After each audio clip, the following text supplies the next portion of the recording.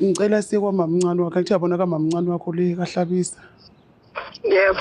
Ngicela silande umntwana lo hleli khona. Umntwana yiwele. Uwele labani? Lo mntanakho lo hlala naye. Uwele lo mntanami ma? Yebo sisi. Kanjani ngoba uwele lo mntanami lashana? Ingakho bengithi ngiqala ngokuxolisa. Bengiqala ngokuxolisa. Alishonanga iwele. Ngizokuchazela nje ukuthi kwenzakala kanjani, kodwa ngicela simlande umntwana ebuyele kuwe uzohlala nabo bo-2. Ukhona umntwana uyaphila. Ma, kanjani?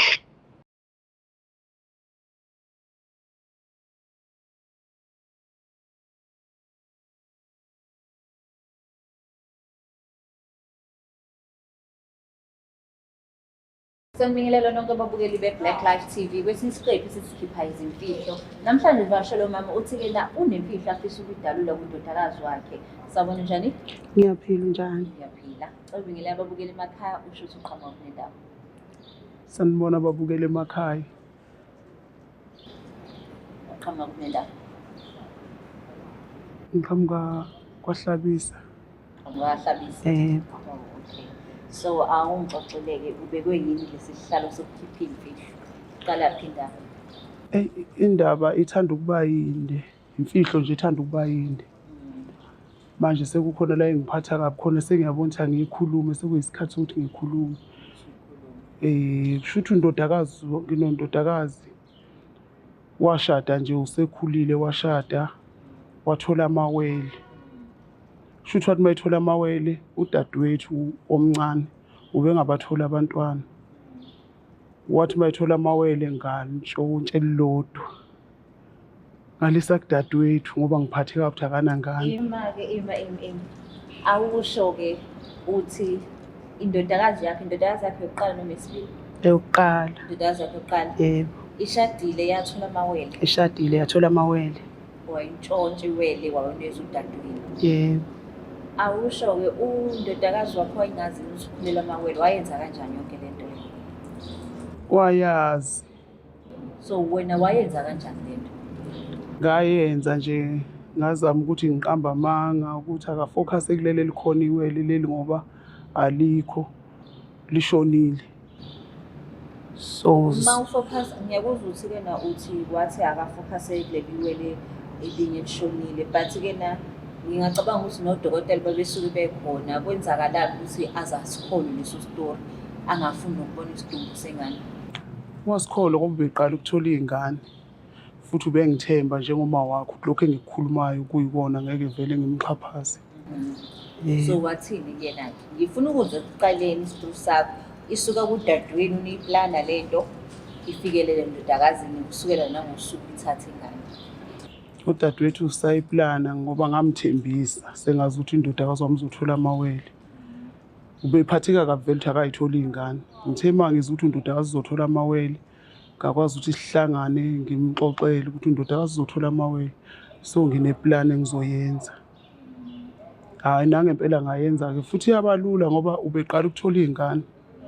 Akukho okuningi abekwazi ubethembe mina vele njengomzali. So umkhwana wakhe ababonanga ukuthi kufanele bahambe kusidokotela ukhiphe isidumbu sengane?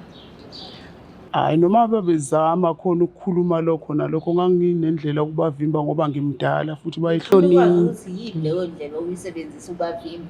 Because umuntu ohleli lapha ekhaya uyayibuza ukuthi uyenze kanjani le nto ngoba phela umuntu uthola iy'ngane eziwu-2 emva lokho kuthiwa selishonile elinye kodwa asikho isidumbu. Angithi bengibachazela ukuthi uma ushoniwe la kukhalwa akwenziwa lokho okukhombisa ukuthi kukhona umuntu oshonile. Kufanele nje nizame ukuthi nedlulise ngoba nizogulisa leli likhona manikhala. Benginaleyo ndlela nje ukubachazela kanjalo ukuthi asidluleni kulokhu, asikhohlwe yilokho okwenzekile ngoba nizogulisa lo khona. So bebengikholwa ngoba phela imina omdala kubona. Okay, so manje wenza kanjani-ke phathi usuthatha-ke leli wele? Shuthi ngoba ubeqala ukuthola abantwana futhi uthole nge-operation kwafanele ukuthi ethole isikhathi sokunakekelwa. Ingaleso sikhathi-ke lami benginakekela iy'ngane nanokuthi ngikwazi ukuyithola ngayithola kanjalo ngoba ubengekho kahle njengomuntu obeqala ukuthola abantwana futhi engekho kahle nje empilweni. So ngamtshela ukuthi akhululeke mina ngizobheka iy'ngane. Noma sekwenzeka ngithi ingane ishonile wakukholwa lokho bebebhekwe yimina ngalesi khathi engekho right yena. Hhayi nomkhwenyana wakhe vele bebeyingane ngaleso sikhathi bengazi lutho. Konke nje bebuza kimi. Emingaki mhlawumbe? Indodakazi wami ubena-23. 23 wathola ingane. Ethola ingane. Okay, so manje ingane ingakanani? Ingane ikhulile iy'ngane manje ngoba na-14. No 14. Okay. 14 years. So Manje-ke why usufuna ukuyisho le ndaba uphuca udadewethu? Isingiphethe kabi ngoba udadewethu ushonile. Wathi mayishona shuthi umntwana lo usele ezandleni akaphathekile kahle lahleli khona manje udadewethu engasekho. So manje-ke ngoba uthi udadewenu ushonile, ingane-ke ayisesandleni-ke engaphathekile kahle, uzoyibeka uyithini kudodakazi wakho? And futhi-ke ngiyayibuza ukuthi uma kunemicimbi akaze nayibone le nenye ingane ukuthi ngeke ifana neyole lami phela lena. Ubeyibona kodwa ngokuthi bahlobene vele bengiba nayo indlela nami ukuthi ngichaze kalula ukuthi hhayi vele niyafana nihlobene phela niyazalana bese yangikholwa. So kulo 14 years ubhambatha leli qiniso? Bengilibhambatha nje futhi bengingazitshela ukuthi kukhona la kuzofuna ngilikhiphe khona. Undodakazi wakho umuntu onjani? Umntwana ohloniphayo nje okhwayithi nje. Kona ngifuna ukuqamba amanga ngiyasaba ukuthi ngizomqala ngaphi ingakho ngize ngabiza wena. Uthanda ukuba likhuni. Ngawucabanga uzoyithatha kanjani indaba? Yena uyahlonipha impela kodwa ngiyacabanga ukuthi kuzoba nzima. Kuzoba nzima. So iwele leli linye ngoba eseshonele umamncane lo udadewenu. Inesikhathi singana leshonile. Unyaka usuphelile. Unyaka usuphelile? Usuphelile unyaka. So ubone ngani ukuthi ayiphathekile kahle? Ngibonile ngoba kwesinye isikhathi bengiba nokuthi mangifona ifoni yakhe ifoni ebihlala kuye ngithola ukuthi ayikho kuye bengitshela ukuthi hayi sizomnika mayifika. Mhlambe mayise bemnika ifoni mangikhuluma naye ngimuzwa ukuthi akekho right. Noma ebefihla kodwa bengimuzwa ukuthi hayi akekho right. So ngaphandle ukuthi uziconfess ayikho indlela ukuthi ingane uyithathe izohlala nawe? Ayikho. Ngobani? Ngoba noma ekima akazuphila lempilo engifisa eyiphile ngoba mina angisebenzi kahle kanti lapha kusisoma behlala kahle bengikhululekile. So manje ngiyabona sekufanele ngivele ngikhuluma iqiniso khona ezokwazi ukubuyela kuma wakhe ngoba uma wakhe usebenza kahle. So leli linye iwele likuma wakhe lekuma walo. Intombazane noma abafana? Amantombazane. Uma ucabanga umuntu ona 14 lo usekwazi ukukhuluma, uzoyithatha kanjani yena le ndaba? Kunzima angifuni ukuqamba amanga. Kunzima ngazi nje ukuthi bazoyithatha kanjani kodwa kuyangiphoqa ayikho enye indlela engizoyenza ngaphandle kwalokho engikwenzayo manje. Mayethi uyakubopha indodakazi uzothini noma umyeni wakhe ethi uyakubopha? Ngizokwamukela noma kuzobe kubuhlungu kodwa ngizokwamukela lokho abazokusho nje ngizokwamukela lokho abazokusho. Ekugcineni ingane nje mayithole phila lempilo engifisa ukuthi iyiphile. So imali ngicela ukuphindela le yasemathuli yokuthi-ke ingane yashona isidumbu. Manje uma wayakazi asho nje ukuthi ufuna ukubona ithuna athi-ke mhlawumbe ngifuna ukubona la kwabe kwakhona ithambo-ke lengane yami. Ubesho kodwa benginayo indlela futhi yokumvimba. Uthini? Ileyo phose ngifuna ukuyizwa uthini? Yazi bengivele ngimchazela ukuthi umntwana mayeshonele esibhedlela esemncane akaphumi kuyafihlwa nje ngaleyo ndlela yakhona yasesibhedlela. Ngimtshela ukuthi akakwazi So washo sengathi ushisiwe? Yebo ngasho nje kanjalo wakukholwa ke futhi. Hayi kodwa shuthi unolimi. Umuntu-ke ungathi-ke ingane yakhe ayisekho angahamba bayoquestiona nodokotela bamukele into esho wena. ukuthi ingane yakhe iyakukholwa uma ukhuluma into nje enganeni yakhe iyakukholwa ngoba wayengacabanga ukuthi mina ngingenza leyo nto ukuthi ngitshontshe ingane yakhe. Walibona nokulibona-ke leli linye iwele noma alibonanga? Akalibonanga. Ubaba wayo nalo akalibonanga? Nobaba walo akalibonanga, naye ngamtshela. Akhathe teta wayengekho ubaba wayo esibhedlela? Wayengekho. Ayi, babukele emakhaya ake simfonele usisi sizwe ukuthi uzothinena ngalolu daba. Shuthi umuntu uma iteta fanele afake namakhamera abheke ukuthi iy'ngane zakhe y'phelele yini. Asimfonele usisi.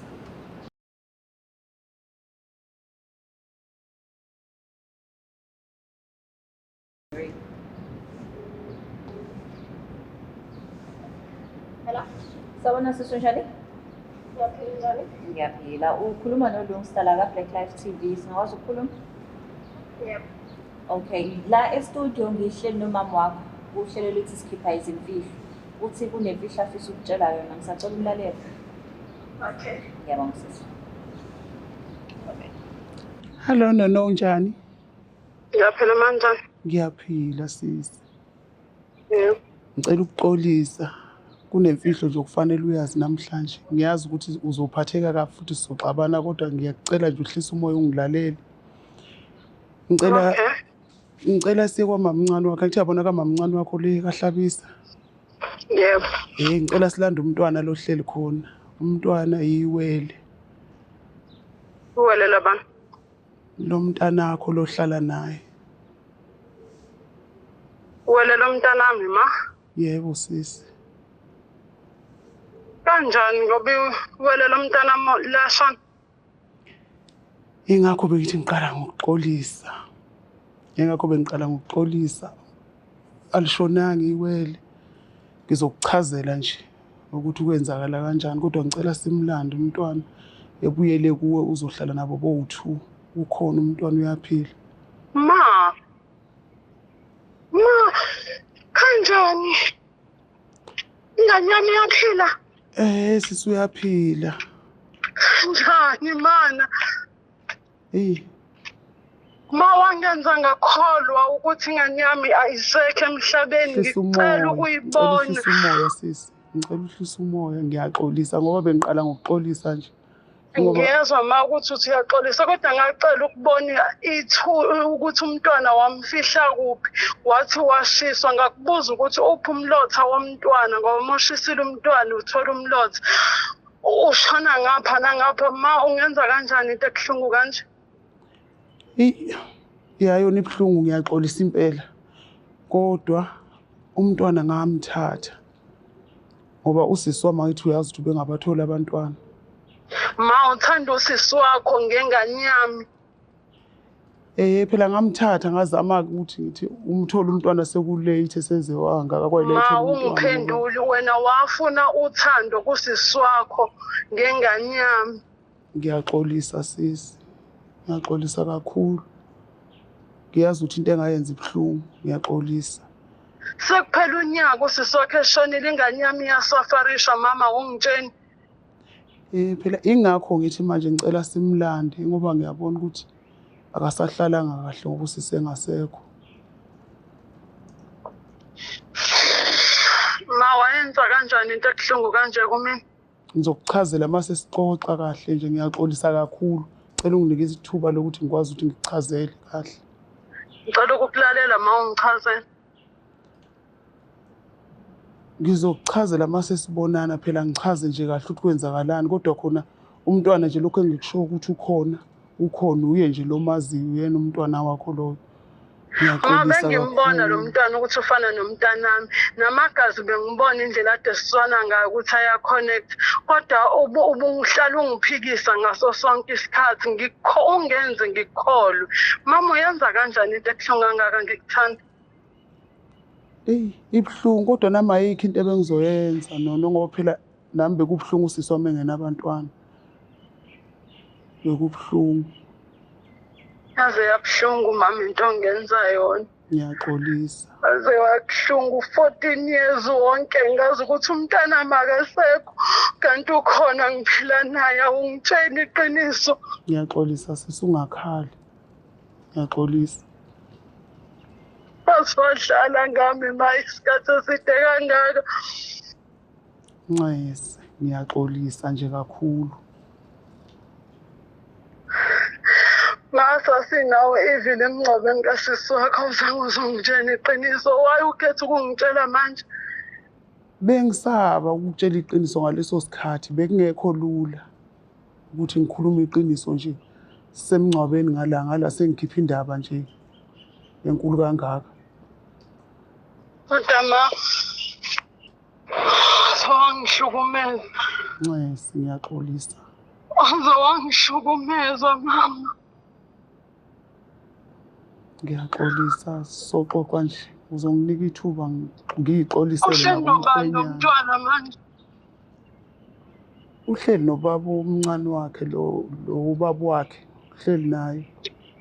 Ngitshale nje No-uncle mama wakhona. ngizothini mina kumkhwenyana wami? Mhlawumbe uma ungangiphi i-advice nje ukuthi ngithini. Ngoba mangisho ukuthi wangifishela iqiniso uzokuzonda impilo yakhe yonke. Ngilinde noma yini akazoyenza vele ngizozilahla mina kuye ngoba yimina owaba nephutha. Ngizozilahla mina kuye. Ngilinde noma yini vele akazoyisho. Ngoba ngiyazi vele ukuthi kuzoba nzima. Mhlawumbe kuzofanele kuba wena omtshelayo ngoba mina anginawo amandla okumtshela. Hayi ngizomtshela. Ngizomtshela wona lento isingiphethe kabi iyangidla nje ayisangikhululi ngizomtshela khululeka. Bindi sakho mama. Ngiyasesaba. Wenze ngathi awungizali kwakona. Awukwazi ukwenza into ebuhlungu kangaka kumntwana wakho omzalayo. Nxese sisi, nami bengibhekene nobunzima ngiyazi ukuthi akulula to understand kodwa ngiyaxolisa nje kakhulu.